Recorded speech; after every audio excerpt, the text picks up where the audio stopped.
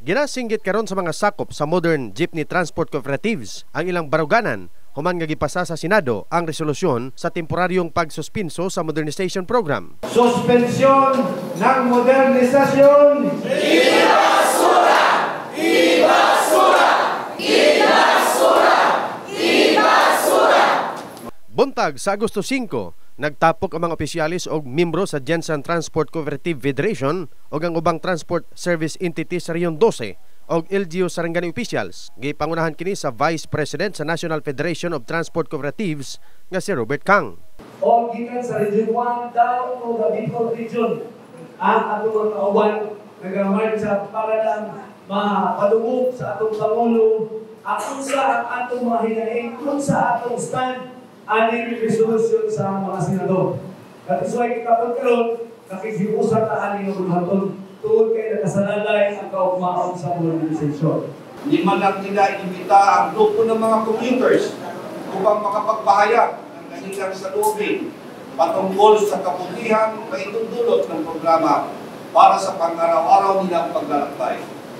Sana tinanong din nila kung sang-ayon ba sila na suspendin muna ang TTMP dahil lamang sa mga aligasyon ng dalawang grupo na wala nang ibang alam kundi patuloy ang pamahalaan ng tigil pasada na nagdudulot ng perwisyo sa ating mananakay. Apan karon dismayado kami sa ilang gihimo.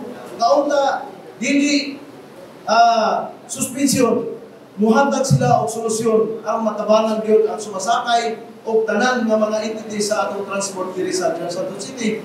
Dili lang kay diri, palibot dinhi sa atong Pilipinas. May buntag. Samtang dismayado usab ang chairman sa komitiba sa transportasyon sa probinsya Sarangani nga mo'y author sa ilang local public transport route plan kon LPTRP nga ilahan na usab nga gipatuman gipasalig ni board member Singkoy nga makig-alayon sa gobernador alang sa ilang husto nga buhaton.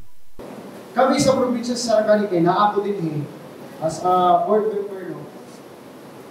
After this day or tomorrow, makikistorya ko kayo kung sa'y buhaton sa mga PLGU para mabala sa Sarangani na we are done making crafting a local policy to support the modernization in the national.